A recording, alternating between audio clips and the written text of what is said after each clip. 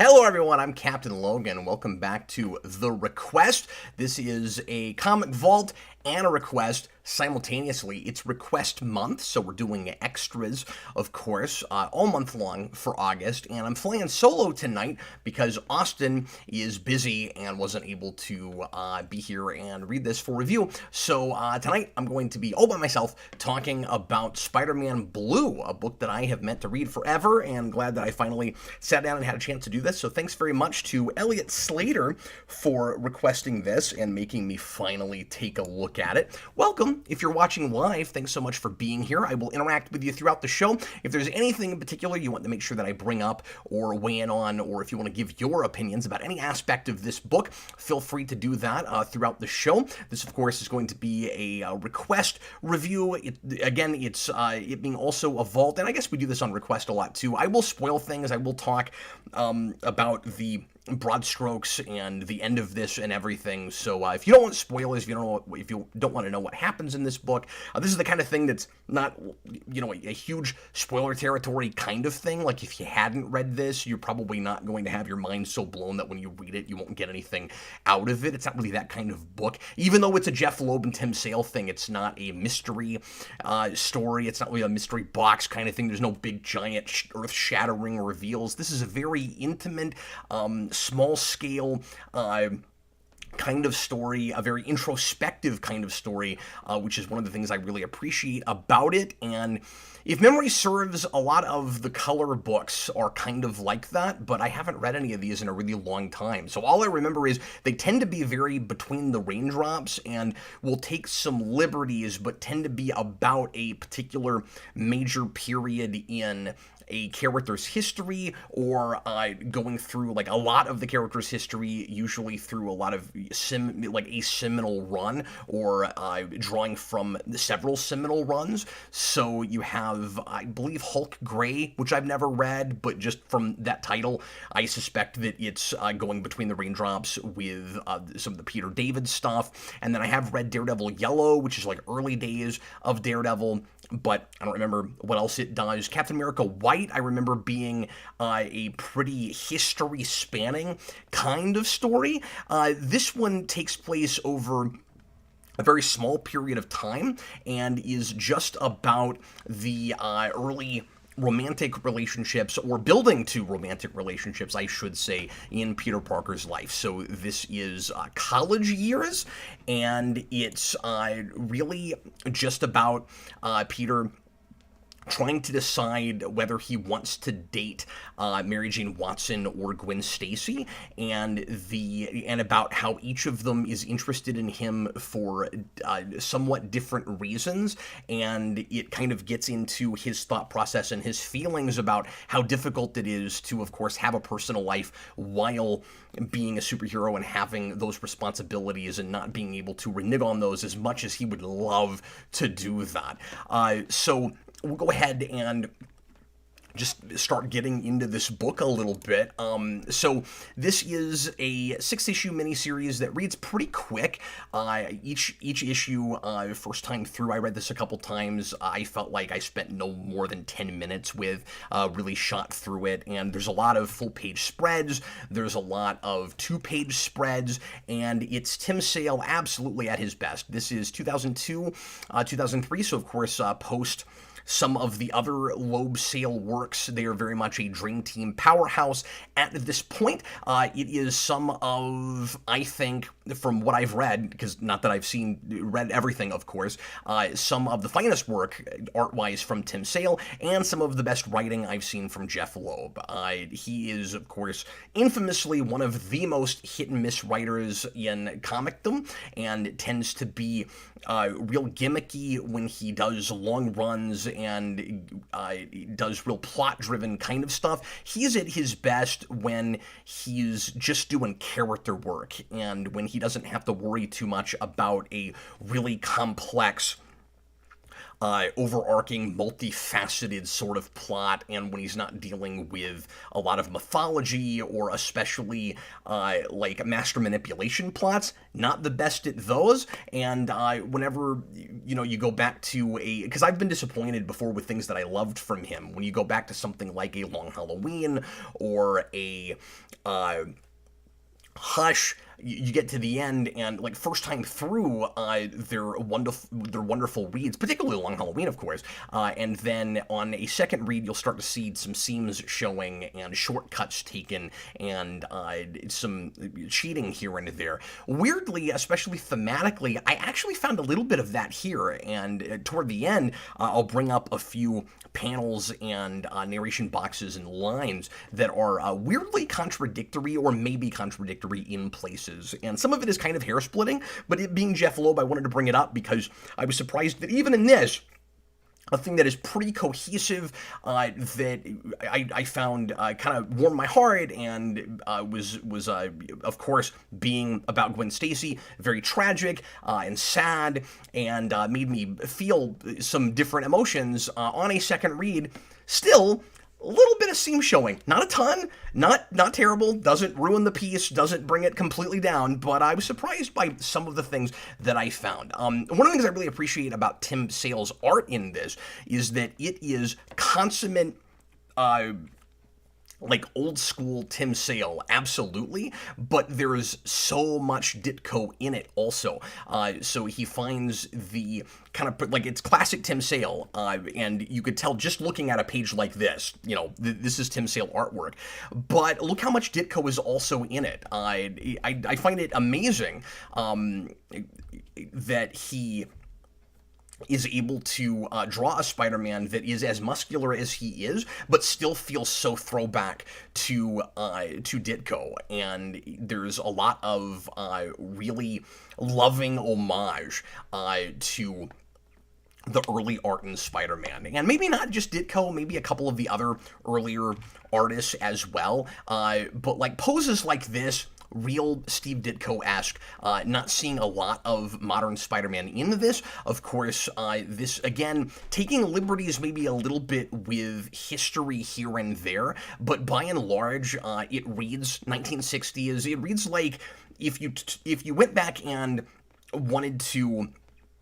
adapt material from a period that was written very much of that time and make the writing a little bit more sophisticated and using the sensibilities more of the time that you're writing in, but still keep everything, so like the way the story's told is a little bit more modern, certainly. You don't, of course, like you have narration boxes instead of thought balloons and that kind of thing, but the dialogue and the way the characters are interacting and acting is very of the time and reads very believable and I don't know, true to that time period. So we have a framing device here. I should say real quick, too, that at the very beginning, this is related to the framing device, we're at Valentine's Day because these guys are obsessed with holidays. It seems like Tim Sale and Jeff Loeb cannot get away from holiday stories. They even did a little thing, and I think I've read it, but I can't remember anything about it anymore. They went back to the Halloween thing with Spider-Man and did Spider-Man The Short Halloween, and then of course Long Halloween, the Holiday Killer. It's Batman every month has to look into a killer that is killing on a different holiday. Here it's all about Valentine's Day. I don't know that every one of these does a holiday thing, and of course Long Halloween's not even one of the color books, but it's just kind of strange. Authentic was the word I was looking for earlier about the dialogue, the feeling like it's of this time. Anyway, so Peter Parker at some unbeknownst period of time until you get to the end, there's something of a reveal there. Again, not that it's like earth-shattering or anything, but we have a Peter Parker sometime in the future who is kind of retelling his early days, his meeting with Gwen's story into a tape recorder, and he is talking to Gwen Stacy directly. You might expect this kind of thing to be like at her gravestone or something, but like he'd have to stand there for so many hours to tell this story that it kind of makes a little bit more sense that he's doing what he's doing. And we'll find out by the end that he's actually, it's sometime well in the future where he's married to Mary Jane, so it would have to be, circa 1980s stuff. And anyway, he is kind of lamenting that Gwen Stacy, of course, had to die, and the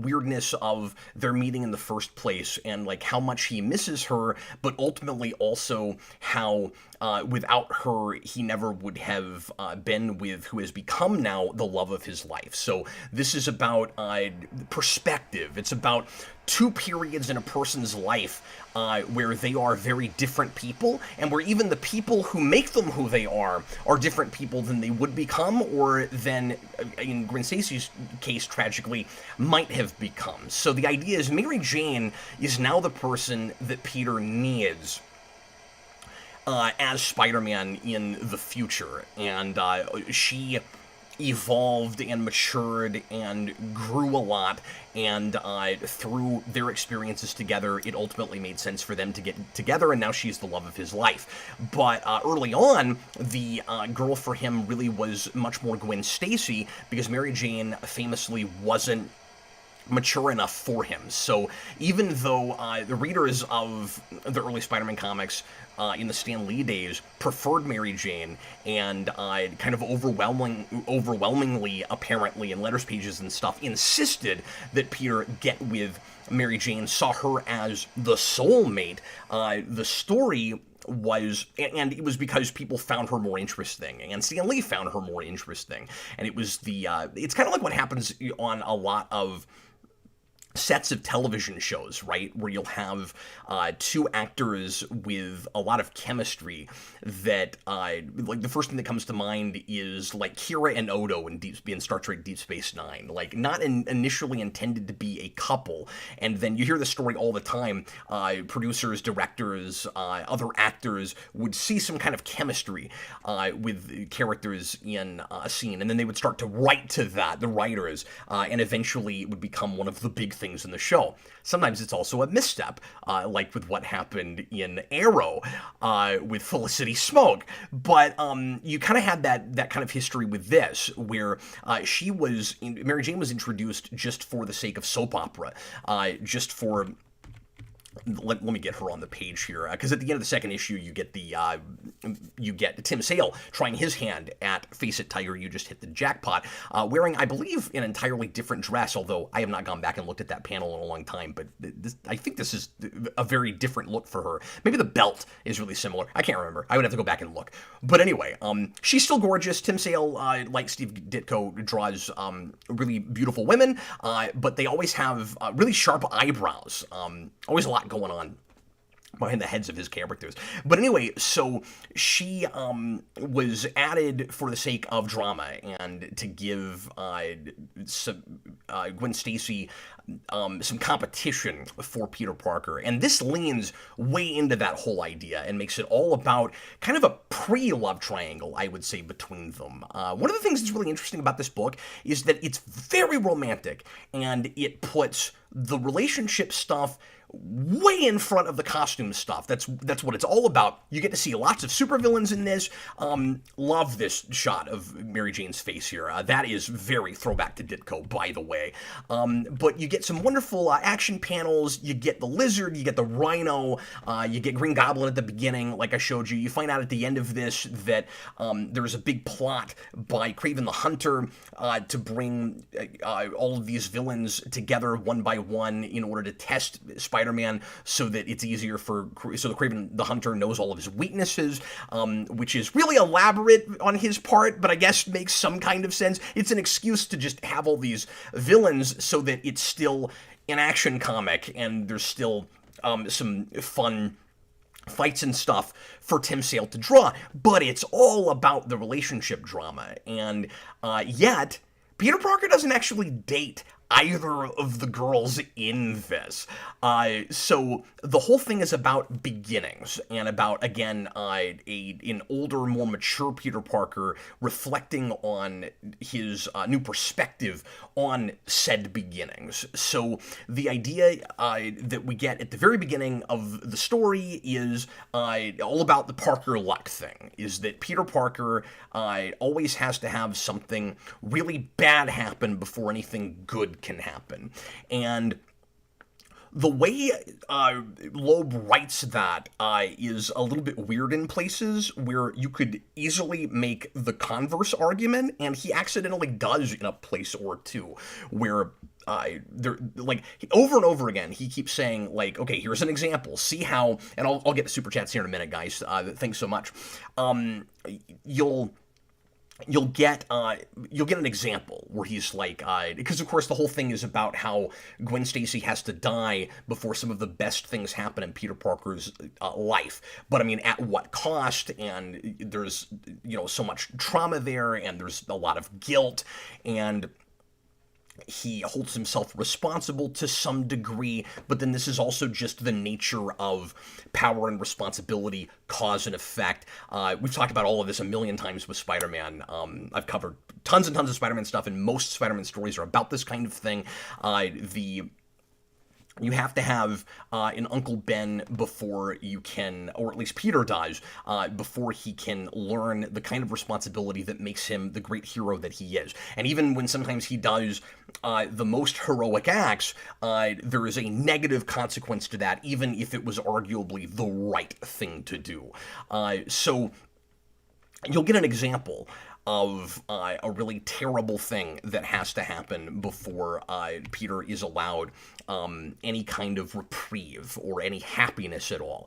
But then there's one or two places where, and I think I might have pulled the panel up. I'm gonna show you guys some more kind of zoomed in specific panels here in a little bit that I just took with my phone while I was reading. Really specific moments that I wanted to comment on. Since I don't have another co-host here, it's easier for me to kind of be indulgent and talk about those more minute details. But anyway, there are a couple places where he'll go, don't you see, here's this, like a good thing happens and then a bad thing happens. And I'm like, but I thought the point was the opposite. And it's all relative, right? Because it's about, how much time passes in between them. Like, if there's a cycle, then arguably there's always a good thing and then a bad thing and then a good thing and a bad thing. So it kind of just depends on where you are when any of these things happen. And again, I don't want to split hairs about it, but it is kind of weird that he will sometimes make the converse point where he's like, the other shoe drops. Like, I'm... In one case is when he's had a fight with a second Vulture who is hilariously named Drago, and that just gives me a mental picture where I'm just seeing Spider-Man in Rocky IV now, and he's fighting this. Actually, that's the regular Vulture, but let me zoom ahead here. Actually, this is way too far ahead. Pardon me. Anyway, he's fighting a second Vulture. Here it is, and he really gets his clock cleaned, and he goes to his new apartment with Harry Osborn, which he's not been to yet. He's supposed to go to his housewarming party and see it for the first time. He hasn't even been there yet, and there's a lot of awkwardness with this. I think there's some nice tension that's played that never really culminates into anything, because that's not what the story's about. This is about a very particular period in his life where some other things are happening in the background, where he is slowly becoming best friends with Harry Osborn, but he's suspicious of him right now because of who his father is, because his father is lying in a hospital from the fight we saw at the beginning. Ostensibly knows that Peter is Spider-Man, but allegedly has amnesia. I like the part where Peter says, does anybody actually get amnesia outside of soap operas? Unbeknownst to him, he's in one of those. That's his life. And so, yes, maybe it's played ambiguous here, but I think in the comic, he does indeed have that kind of amnesia. And anyway, so there's this bit where Mary Jane and Gwen Stacy both come in and kind of wait on him hand and foot because he's not feeling well. They don't know why. They don't know it's because he's fought the Vulture, and he's in this, he feels like he's in this fever dream. There's like these two attractive women, both of whom he's interested in, has not been able to decide who he wants to go with. He's afraid of hurting either of their feelings, and he ends up, like I said, being kind of waited on by them, and it's, Loeb plays it like unreliable narrator, where he says, I'm not sure how much of this even happen, but here's what I remember. There's these two gorgeous chicks waiting hand and foot on me. It was crazy, and that's the good thing that happens before the other shoe drops, and now he's got to deal with both goblins simultaneously. And again, I'm like, okay, like, I agree with that's a big Peter Parker thing. So I mean, I guess both things are true, and I think the story could have maybe been a little bit about how there's a cycle of good and bad. So anytime you come into a Spider-Man comic, it's either going to look like, you know, this guy with this really rosy life who maybe has had to deal with some terrible things, but like now redemption, or now happiness. And then another place where it's like, you know, wow, the like Kraven's Last Hunt of it all, where it's like, wow, life just keeps kicking this kid in the teeth over and over and over again. And anyway, so just, you know, a weird consistency, and I'll mention that again when I look at some panels here in a little bit. But anyway, so there's some quick thoughts about this book. Let me read some of the comments here. Chewbacca's Lover, $5 super chat. This Spider-Man is my Spider-Man. This era of the character is entirely forgotten at this point. This is 70s Spider-Man. People only talk about the 60s. Yeah, and I was talking about it like 60s, but I guess you're right. I guess we are into the 70s at the point that happens. It still reads kind of like we're in the 60s to me with some of the vernacular and stuff, and that's sort of why I was thinking that. And I have to say, I'm really rusty on this particular period, this kind of silver right into the Bronze Age. Arguably, historically, people talk about the Gwen Stacy neck snap as being perhaps the moment that ends the Silver Age, because heroes were never allowed to be quite that responsible for a character's death, and you just didn't have characters die in those kinds of tragic, like, semi-realistic ways. Bob the Hun, $2 super chat. Drawing hot chicks wasn't a sin back then, long ago. Yeah, and I mean, I don't want to get into the social politics of that. Yes, it's become kind of taboo to sexualize or over-sexualize, or however you want to look at it. I mean, I feel like if you can over-sexualize something, it should be okay to sexualize it in the first place. Otherwise, why say over-sexualize? You might as well just say sexualization is bad. I don't know. I think that some of that is extreme and is a vocal minority sometimes that makes a big deal out of a thing that probably like 95% of people don't agree with. At the same time, again, it just kind of depends on where your barometer is and how far you think is taking it too far. There's not scantily clad women in this. We're not making a huge deal out of the female form. There's no, you know, like Black Cat, like skin tight kind of thing happening here. It's attractive women drawn really tastefully. Like, I would be shocked if even, you know, the staunchest, I don't like to get into the politics of this kind of thing, so I don't know how else to put this, but like, you know, the staunchest leftist, you know, like anti-sexualization, you know, ultra-feminist kind of person would really take, you know, that much of offense to very much of at least what's drawn in this book, but I totally understand why you said that.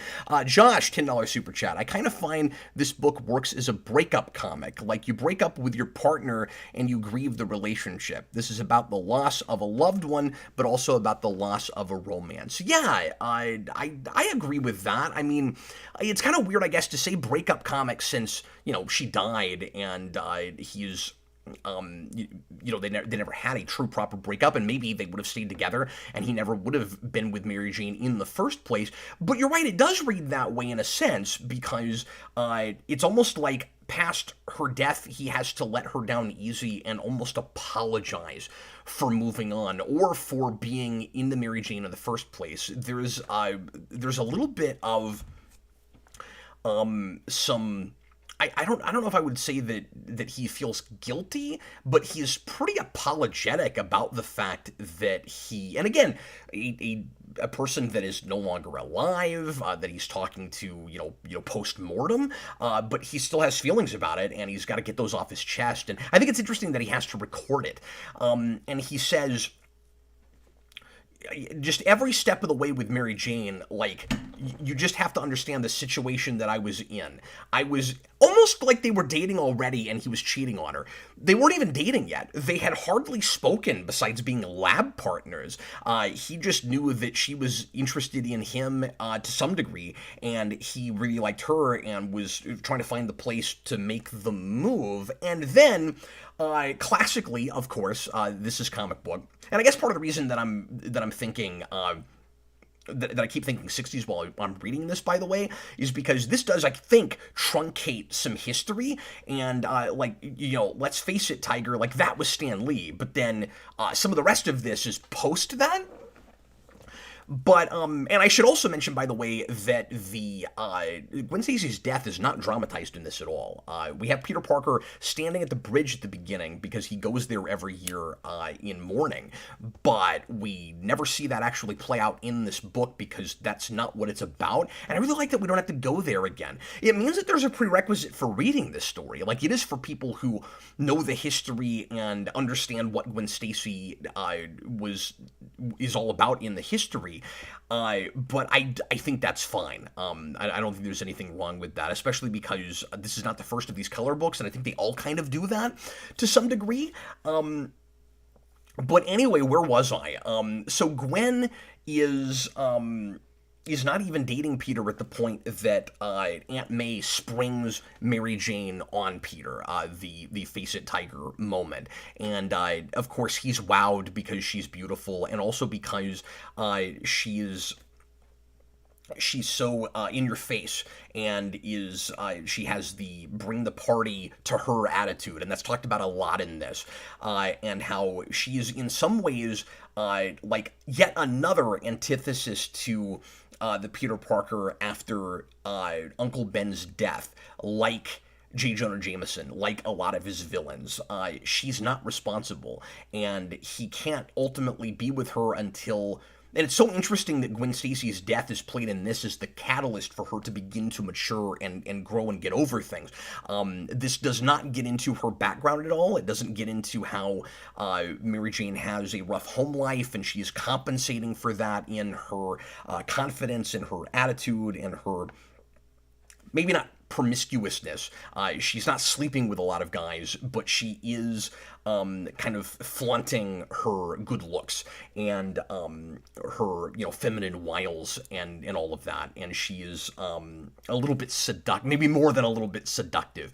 She's not interested in a serious relationship. She wants to just kind of mess around in life in general. And that kind of attitude got Peter into major trouble, which led him to be Spider-Man. And I'd never really thought as much about that until reading this book, that the Mary Jane that he first meets is very different from the one he marries, and that in some ways she is kind of another foil for Spider-Man. And I like how that's really brought to the fore here. Bob the Hun, another super chat, $2 super chat. Not even to sexualize them, just to draw them hot. Again, I don't know how many people really complain that there's like attractively drawn women in comics, but people will complain sometimes when you don't see anybody else, when there's not like regular looking people in stuff. Life is complicated. There are girls that look like they could, in real life, of course, there are lots of girls that look like they could be models, and then there are lots of girls that someone might call plain or whatever, and then there's also, everybody has different opinions and finds different people attractive in different ways.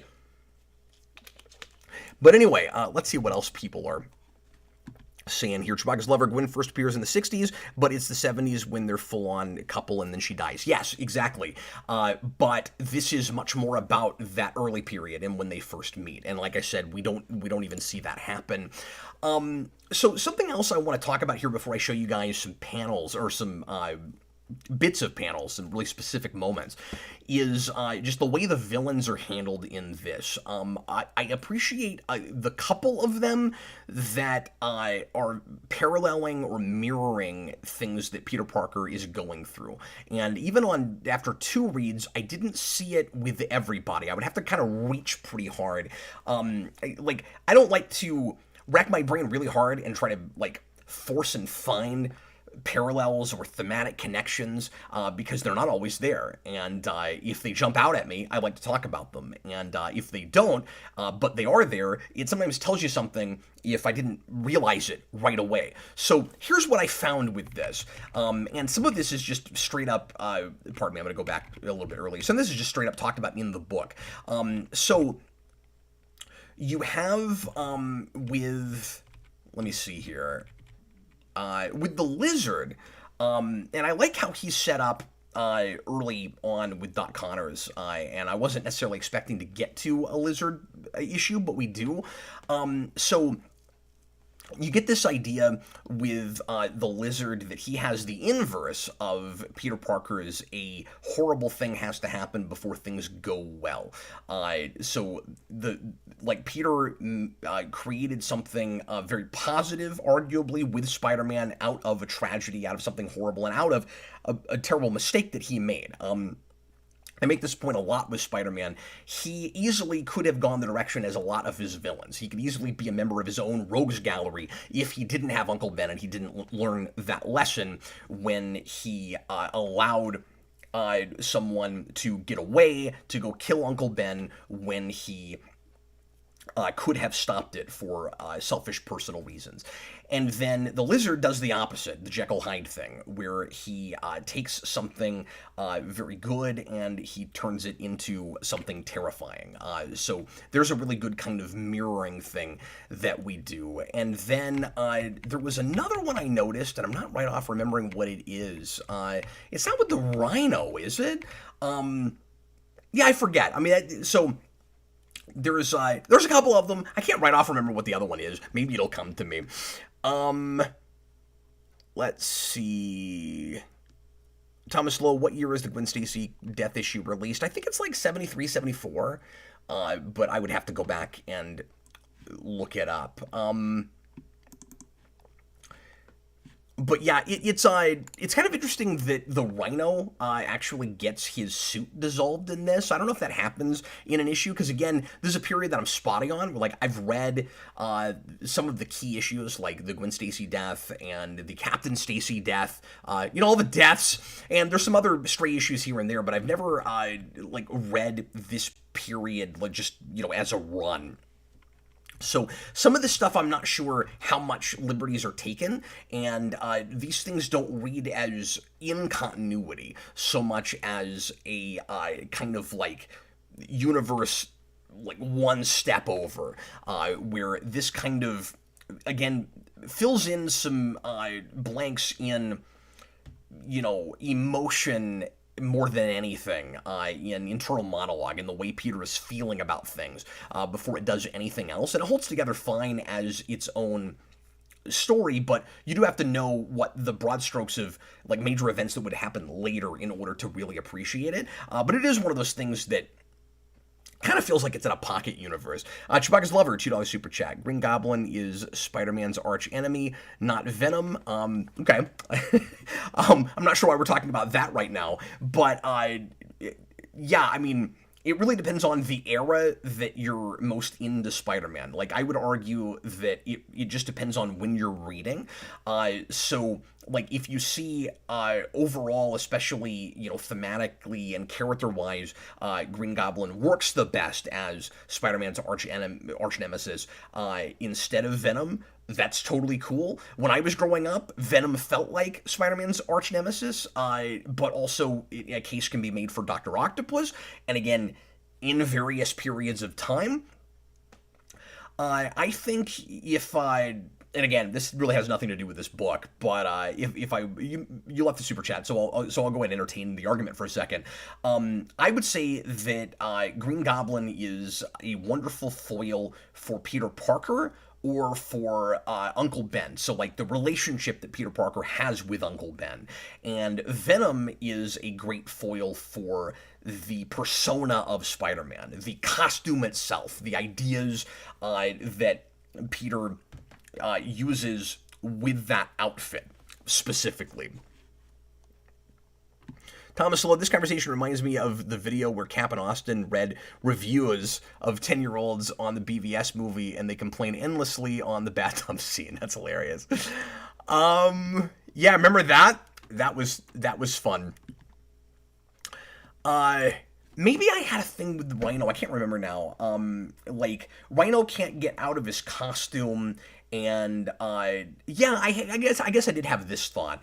And Spider-Man is, of course, able to physically take his costume off, but sometimes is like consciously, like with his conscience, unable to remove it because he has responsibilities that require it. So that's a way that those two are sort of linked.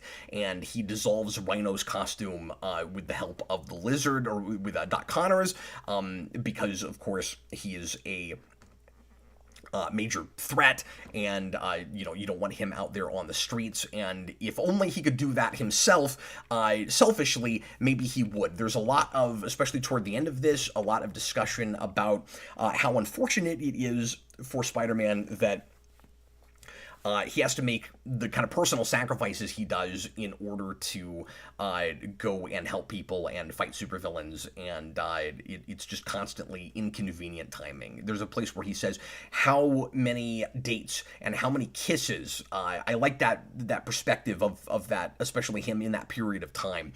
Like, that's where his priorities would be as a college kid just out of high school. Man, how many kisses did I miss? I could have been macking on a cutie this whole time, but no, I've got to go fight two freaking vultures at the same time. Okay, so I'm gonna go ahead and take a look at a few narration boxes and lines of dialogue and things here, if you'll permit me. Some of these are things that I was really impressed with, and others are things that I have complaints about. So this is the very beginning of the story. It's Valentine's Day, and I don't feel much like being anybody's Valentine, but as odd as it seems, I find myself wanting to talk to you. And of course, again, he is talking about he's talking to Gwen Stacy there in the framing device with the recorder. The problem with that is it makes it read, and like maybe that's something he would say, but it's not taking into account that that we're going to find out at the end that this is a Peter Parker that is married to Mary Jane. And it's Valentine's Day. And it's very strange that he would say, I don't feel like being anybody's Valentine, when at the end of the book, she's going to come in and comfort him and make him feel better about this whole thing. And where he's talking about how grateful he is that ultimately, even though Gwen Stacy died, it turns out that Mary Jane, as the other potential love of his life, was the actual real love of his life. And it's just really strange that he'd say that, especially because we find out at the end that she's been standing there listening to him record some of this, and she probably didn't hear that part, but it'd be pretty awkward, right, if she heard that. I just found myself thinking, maybe Loeb didn't even know until he wrote the 6th issue what Peter's situation is, like when he is actually recording it. So yeah, that was just an odd choice to me. Again, some of this is going to be very nitpicky. That is how I roll. I didn't know that Here we go. I didn't know that meant she would only get to spend the rest of her life with me. Remembering someone who was important to me, I was going to spend the rest of my life with her. I didn't know that meant she would only get to spend the rest of her life with me. That cuts like a knife. That's some really nice writing there. That she's only going to live a couple more years, few more months, however long it is, and that's actually the whole rest of her life. So see, he's got some nice bits of writing here and there. This one's weird too. Okay, I admit I wasn't the smoothest. You should try talking to Gwen Stacy sometime and see how you do. But he's talking to Gwen Stacy. So I think for a moment there, Loeb has forgotten the context of who he's supposed to be talking to. That was a little bit strange. So there's a lot of really good banter here, or I say banter, quips, both in and out of costume. Loeb is really good at that with Spider-Man stuff. Don't let Jonah get you down. His heart is in the right place. Yeah, in someone else's body. That's pretty good. And like I said, he's got a lot of really good quips in costume, like this one. Rhino, you think because of my size I'm slow. No, I think because of your size you ought to lay off the fast food. That's some pretty classic Spider-Man banter there, and something I could have seen Stan Lee writing. I took the problem to Dr. Kurt Connors. Poor Doc, if my life was made up of bad things turning good, his was the opposite. And that's what I was talking about earlier, so I just brought that up as an example of that. I can spin a web any size. I should be able to do this. So there's a lot of that in this book. And if we did it like once or twice, it wouldn't bother me too much. That's not even the first example of it. There's even a place earlier where he quotes the Spider-Man theme song. And like, yeah, maybe in this universe somebody wrote that song and it got popular, went on the radio, top 40 or something. And he keeps quoting it. But it gets irritating to me when there's no context for a thing like that, because that's like real world, like selling the character stuff. I complain about this a lot with Superman whenever people will quote, like, you know, leaps tall buildings and that kind of thing. Yeah, but where did you get it from? Why are you saying that? If it was just the song, I probably wouldn't mind it, but we do it with a bunch of other stuff in this too, and it starts to get a little bit cutesy. And then I remember, oh yeah, Jeff Loeb wrote on the first 2 years of Smallville, and they did that constantly in that show also. But another thing this, and maybe I pulled this picture too, I can't remember, but another thing this does is True Believers. He says that, and there's a couple of other things as well in kind of different contexts. Okay, somebody explain this one to me. Maybe Josh or Shabaka's Lover, or one of you guys will know this reference. Where was the radioactive man when you really needed him? Who's the radioactive man? Like outside of Simpsons context. Is that a like C-list Spider-Man villain that I'm forgetting or not familiar with? I don't know. Okay, here's where single issues of comics can sometimes get a little bit weird. Reading month to month, you probably wouldn't know this, but when you read it in trade or you read it all together, it stands out because, again, there is a framing device for the narration, for the internal monologue, the narration boxes. The Lizard was actually a friend of mine, of Spider-Man's, named Kurt Connors. Okay. Even if Gwen Stacy did know who that is, and she probably did, but even if she didn't, you've already talked about that before. So it's weird that you would be explaining it again. Oh, it's for recap, for a reader that maybe is reading this issue and not one from earlier. So yeah. Oh, here's a True Believers. Hey there, True Believers. I don't know about that. I never ever thought I would be burying you before her. He's talking about Aunt May. I really like the way Loeb writes the relationship between Peter and Aunt May in this. It is very warm. It's very believable. I like the way that he kind of teases her about how beautiful she is and that kind of thing.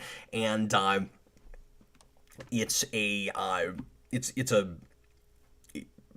it's very charming kind of relationship, and I think he does it even better than Stan Lee did the relationship that I've read of them from him.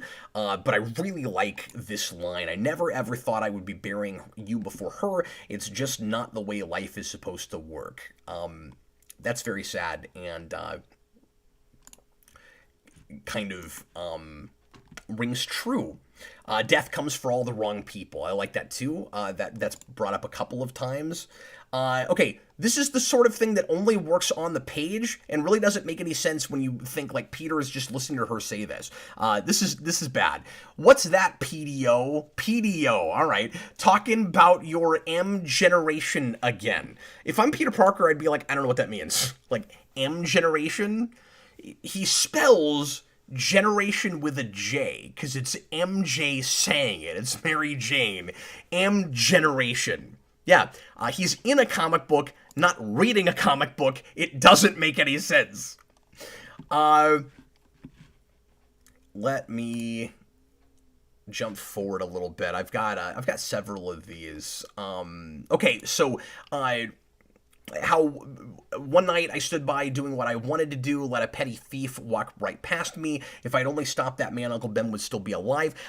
So I think that the origin of Spider-Man, the death of Uncle Ben, is like the gospel in a lot of Judeo-Christian denomination, like sermons. Like I grew up in a Lutheran church, and I don't go to church anymore, but I grew up in a Lutheran church, and in the Lutheran denomination, no matter what kind of sermon you wrote, the gospel had to be in the sermon somewhere, and the gospel was all about Jesus Christ dying on the cross to save your sins, and that you didn't have to do any works in order to get into heaven. And if that's not in a sermon somewhere, it's wrong. It's incorrect. That's how this reads with Spider-Man. That he could have written this story without that, but that's Spider-Man's gospel. It's always gotta be there. Oh yeah, here's another one. Amazing Fantasy. And do we have to do that? Do we have to do that many of those? I don't know. Okay, why is Kraven the Hunter talking about Dr. Octopus? He's not in this book. There are several villains. I've named them all, and then you get to the end, and Kraven the Hunter's been behind everything. And it looks like there's a whole issue missing. Is there an issue 0 of this? I don't think there is. I didn't read it. He's just like the octopus. And then Rhino and Vulture and everybody, and then it's like all these animals fighting Spider-Man. That's, of course, the big thing they all have in common. They're animals. Kraven the Hunter is, I guess, ironically using animals to wear down Spider-Man, who is also an animal-themed character, who he's only going after because he was paid by Norman Osborn, or by Green Goblin, I guess he doesn't know it's Norman Osborn, to kill Spider-Man. And everybody thinks the Goblin is dead now. That, I think, is a comic book thing, where Spider-Man says the Goblin is dead, and he says Norman Osborn helped take him down. He's a hero, that Norman Osborn, and conveniently he doesn't remember any of what happened, so, everybody believes that. And Kraven says the only reason, even though he too believes that the Goblin is dead, he still tries to kill Spider-Man because it's his responsibility. That's the way, I guess, in a twisted way, we're paralleling that character with Spider-Man also. I don't think that all of those are real compelling and real interesting. Like, sometimes it's maybe a little bit forced, the way that we're trying to parallel Peter's worldview or his motivations with the villains, and sometimes there's just kind of nothing. Like, I'm not sure what to do with the Vultures, really. Again, I could try to force something, but nothing immediately comes to me. But I guess with Kraven, it's his personal code, and that, like, if he promises something, he has to do it, and that's his responsibility. So, like, he doesn't even really care that much about Peter dying, but he promised somebody, so he has to do that. Another line that I like, and this is kind of really thematically relevant, I guess sometimes you have to lose something to really appreciate you ever had it in the first place. I like that that's coming from Flash Thompson, who is kind of the another antithesis initially to Peter Parker and his responsibility, and he's another kind of villain for Peter as opposed to villain or Spider-Man costumed villains. A lot of this is stuff that I've talked about in lots of other videos about Spider-Man, but this kind of puts a magnifying glass on so many of these major characters and how they fit into the power responsibility thing. And we see the moment where he decides to go into the military in this, which is so much more interesting now after his history as Agent Venom, which is now a decade ago. And that's just crazy in my brain. But anyway, I like that just the kind of irony of that being the character that kind of spells that out. You have to lose something to really appreciate you had it in the first place. And that, I think, is kind of true with Peter and Gwen Stacy. That, like, they were dating. They never got anything like as serious as he and Mary Jane eventually would. And he probably, maybe to some degree, he kind of took her for granted. I need to go back and read that stuff and see really how that relationship played before she dies, because it's been a long time since I've seen really any issues, any of that, and I haven't read enough of it. So, like I said, my memory and understanding of some of that is a little bit spotty. Let's see what folks are saying in the comments again here. Josh says Radioactive Man is a Thor villain. I didn't know that. Interesting. Alexis Martin, hi there. During the 70s, the Kingpin was often used in Spider-Man, so an argument could be made that he was Spidey's arch-foe during that time. And I think I would have to say that he was in the animated series in the 90s. Absolutely. I was also going to say I appreciate how this book kind of plays around with the big question, the big debate that you had forever, and maybe to some degree you still have now, with which of those women should have been or is Peter's kind of soulmate. But I will criticize a little bit, maybe not the characterization of Gwen Stacy, but just how thinly drawn she is. She is... And I mean, I guess both of them, we don't really get into their background or anything. Again, I think a lot of the read that you might have on this book would have to be informed by everything that informs the book but is not in the book, right? This is, again, supplemental material before it's a thing that fully stands on its own. You wouldn't know about Gwen Stacy's father, her background with him and the police, any of that, and again, you don't know who Mary Jane's parents are if you only read this, and those are interesting things to compare and to see where they are in their lives and why Gwen Stacy seems to be so much more mature and has herself figured out, maybe has a better sense than Mary Jane of who she is at this point in her life, arguably. So all you really get here is, and this is my problem with it, is this book itself maybe is fuel for your fire if you're in the Mary Jane over Gwen Stacy camp, because what fans at the time that Gwen Stacy died were saying about a lot of them about Gwen Stacy is that she's just a nice girl.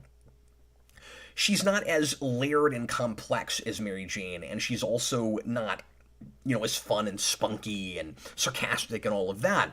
And so, you can see what Spider-Man sees in her, because, she's just really nice. I don't know. She is easy to get along with.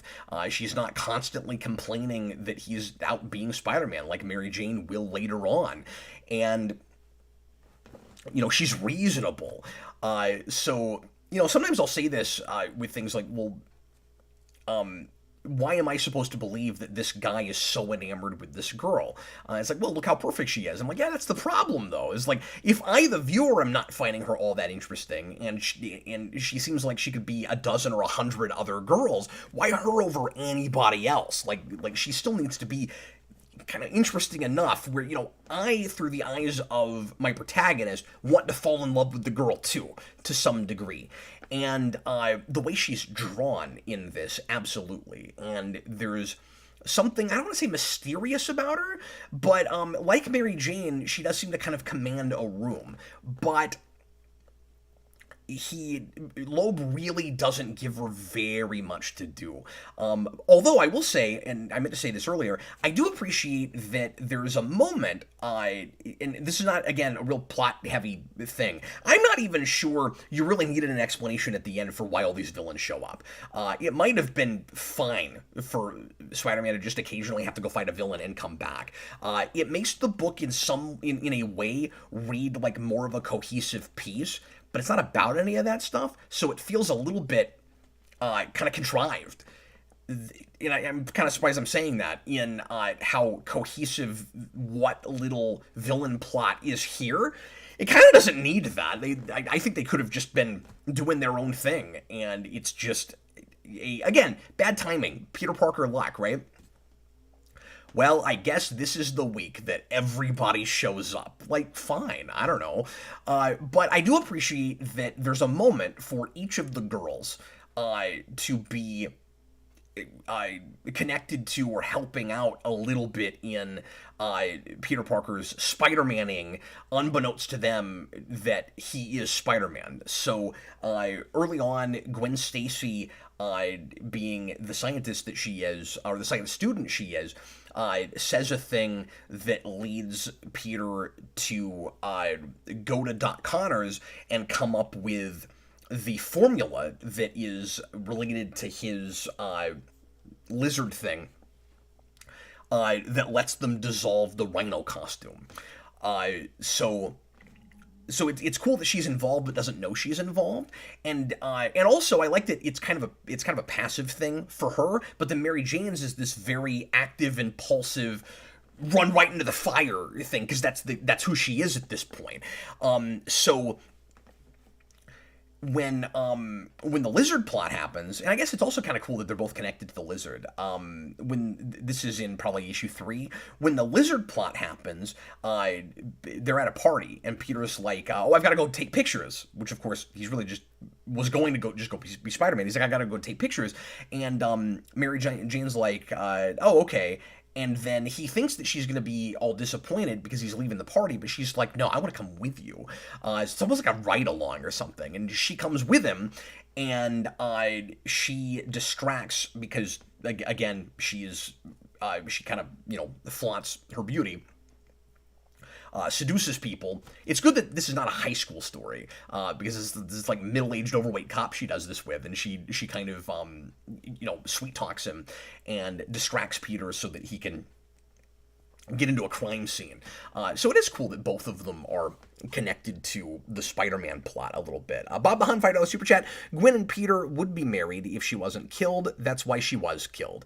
Didn't want to break them up, but didn't want her to know his identity. Yeah, that's absolutely right. And I think, ultimately, especially for the broader history of comics and the envelopes that pushed, and just how tragic and dramatic it was, and how really good drama that was, it was the right call. It's kind of sad that it had to happen, sort of for the same reason that the second Robin would get killed in the 80s. It was just a character that a lot of people were not real enamored with, and I didn't care for completely different reasons, of course. But it's kind of sad that she was just ultimately expendable, and Mary Jane was the girl they really wanted to run with.